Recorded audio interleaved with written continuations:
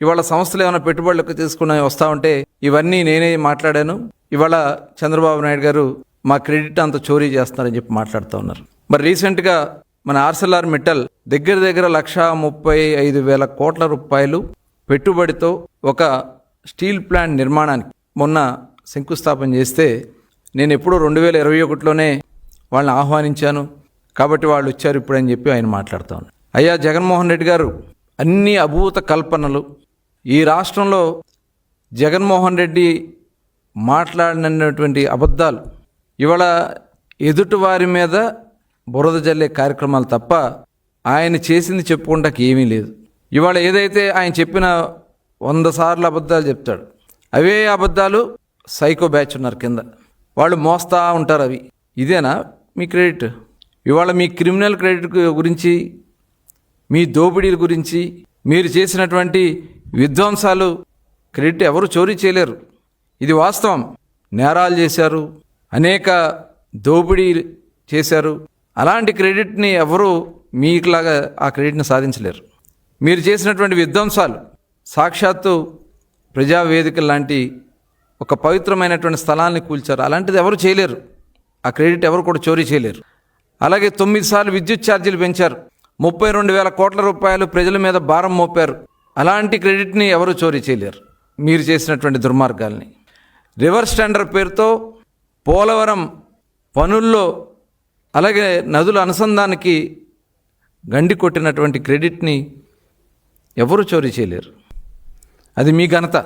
అదేవిధంగా పక్క రాష్ట్రాల కన్నా కూడా ఒక సమర్థవంతమైనటువంటి రాజధాని అమరావతి నిర్మాణం చేసుకోవాలంటే ఆ అమరావతి నిర్మాణానికి అడ్డం కొట్టి 3 రాజధాని పేరుతో విషం చిమ్మి అమరావతి రైతుల మీద దాడులు చేసి మీరు చేసినటువంటి విధ్వంసం, విద్వేష చర్యలను ఎవరు కూడా క్రెడిట్ తీసుకోలేరు. అలాగే కమిషన్ల కోసం అనేక పరిశ్రమలు మీరు ఈ రాష్ట్రం నుంచి తర్రకొట్టారు. మరి ఆ క్రెడిట్ కూడా మీకులాగా చేసినటువంటి పనుల మీద ఎవరు కూడా ఇట్లాంటి దుర్మార్గమైనటువంటి కార్యక్రమాలు చేసి ఆ క్రెడిట్ తెచ్చుకోలేరు. అది మీకు మాత్రమే సాధ్యం. అలాగే అధికారుల్ని, మీ సహచరుల్ని అనేక మందిని జైలు పాలు చేసి ఐఏఎస్ ఆఫీసర్ని, ఐపీఎస్ ఆఫీసర్ని మీ స్వార్థ ప్రయోజనాల కోసం ఆ క్రిమినల్ క్రెడిట్ కూడా ఎవరు చోరీ చేయలేరు. అలాగే మీ సొంత కేసుల కోసం అధికారాన్ని ఉపయోగించుకుని రాష్ట్ర అభివృద్ధిని పక్కన పెట్టి మీ స్వార్థ ప్రయోజనాలు, మీ సొంత కేసులు, ప్రభుత్వ ధనంతో మీ కేసులన్నీ కూడా వాదించుకున్నటువంటి విధానం, అలాంటి క్రెడిట్ ఎవరు కూడా చోరీ చేయలేరు జగన్మోహన్ రెడ్డి గారు. అలాగే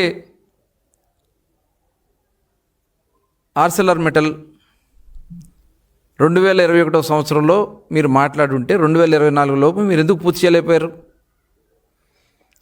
అంతదాకా ఎందుకు కడప స్టీల్ ప్లాంట్నే పూర్తి చేయలేనటువంటి ఆ క్రెడిట్ మీదే జగన్మోహన్ రెడ్డి గారు. చరిత్ర చెప్పుద్ది. ఇవాళ ఏదో తాత్కాలికంగా మీరు మాట్లాడేయటం కాదు, చరిత్రహీనులుగా మిగిలే రోజులు ఖచ్చితంగా ఉన్నాయి. విధ్వంసకారుడు, ఈ రాష్ట్రంలో విధ్వంసకారుడు ఎవరంటే ఆ క్రెడిట్ మీదే. దోపిడీదారుడు ఎవరంటే ఆ క్రెడిట్ మీదే.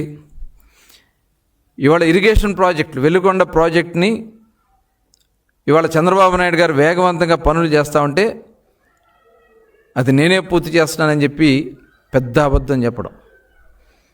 దగ్గర 5,000 కోట్ల రూపాయల ప్రాజెక్ట్ని కేవలం మీరు కేటాయించింది 500 కోట్లే. 4,500 కోట్ల రూపాయలు ఇవాళ వెలుగొండ ప్రాజెక్ట్ కోసం పూర్తి చేయడానికి చంద్రబాబు నాయుడు గారు కేటాయించి ముందుకెళ్తా ఉంటే మరి ఆ క్రెడిట్ మీ మీద వేసుకోవాలని మీరు ప్రయత్నాలు చేయటం ఎవరు నమ్మరు. అలాగే మీ సొంత బాబాయిని హత్య చేసి మీ పిన్నమ్మ మెడలో తాళిని తెంచి ఆ కేసులో మీరు ఆడినటువంటి డ్రామాలు, ఆ క్రెడిట్ అంతా మీకే. అలాంటి క్రెడిట్ ఎవరు కోరుకోరు. సొంత తల్లిని, చెల్లిని రోడ్డును పడేసి గెంటేసి ఆ క్రెడిట్ కూడా మీదే. ప్రజలు ఇచ్చినటువంటి అధికారాన్ని సొంత కేసుల కోసం, అక్రమాస్తులు కాపాడుకోవడం కోసం మీరు చేసినటువంటి ప్రయత్నం, మద్యం కుంభకోణం, ప్రజల జీవితాలతో ఆడుకుని మీ స్వార్థం కోసం ఇవాళ భారతదేశంలోనే అతిపెద్ద స్కామ్ 3,500 కోట్ల రూపాయల స్కామ్ని ఇవాళ దోపిడీ చేసిన వ్యక్తి, ఆ క్రెడిట్ కూడా మీదే జగన్మోహన్ రెడ్డి గారు. దాదాపు 32,000 మంది ప్రాణాలు కోల్పోయారు. ఆడబిడ్డలు పుస్తలు తెగిపోయినాయి. ఆ క్రెడిట్ కూడా మీదే జగన్మోహన్ రెడ్డి గారు. అలాగే ల్యాండు, శాండు, మైను, వైను, అలాగే గాంజా ఈ రాష్ట్రంలో విచ్చలవిడిగా ఈ రాష్ట్ర యువతని ఉద్యోగాలు లేకుండా చేయడమే కాకుండా చివరికి ఒక మత్తుకు బానిసలు చేసినటువంటి ఆ గొప్ప క్రెడిట్ కూడా అయ్యా జగన్మోహన్ రెడ్డి గారు మీదే. కులాల మధ్యన, మతాల మధ్యన, ప్రాంతాల మధ్యన చిచ్చు పెట్టి రాజకీయ లబ్ధి పొందాలనే ఒక దుర్మార్గమైనటువంటి ఆలోచనలు చేసినటువంటి ఆ గొప్ప క్రెడిట్ కూడా మీదే. 151 సీట్లు ఇస్తే రాష్ట్రాన్ని మొత్తం కూడా సర్వనాశనం చేసి మీకు 11 సీట్లకే పరిమితం చేసినటువంటి ఆంధ్ర రాష్ట్ర ప్రజలు ఆ దిగజార్చిన క్రెడిట్ కూడా మీకే దక్కుద్ది జగన్మోహన్ రెడ్డి గారు. అనేక ప్రపంచ దిగ్గజ కంపెనీలు ఈ రాష్ట్రం నుంచి తరిమేశారు. ఇవాళ తిరిగి ఆ పరిశ్రమలన్నీ కూడా ఆంధ్ర రాష్ట్రానికి వస్తూ భారతదేశంలోనే వచ్చినటువంటి పెట్టుబడులు 25% పెట్టుబడులు ఆంధ్ర రాష్ట్రంలో వచ్చినాయంటే ఒక దార్శనికుడు, ఒక నిబద్ధత కలిగినటువంటి వ్యక్తి, ఈ రాష్ట్ర ప్రయోజనాల కోసం మాత్రమే అంకిత భావంతో పనిచేస్తున్నటువంటి వ్యక్తి నారా చంద్రబాబు నాయుడు గారు అనే బ్రాండ్ ఇవాళ భారతదేశంలో మారుమోగుతూ ఉంది, ప్రపంచ దేశాల్లో మారుమోగుతూ ఉంది. ఇవాళ గూగుల్ సంస్థ వచ్చినా, ఆర్సెలర్మిట్టల్ కంపెనీలు వచ్చినా, టాటా సంస్థలు వస్తూ ఉన్నా, కాగ్నిజెంట్, IBM ఇలాంటి ఒక దిగ్గజమైనటువంటి కంపెనీలు ఈ ఆంధ్ర రాష్ట్రానికి వస్తూ ఉన్నాయంటే అది ఒక్క చంద్రబాబు నాయుడు గారి యొక్క గొప్పదనం.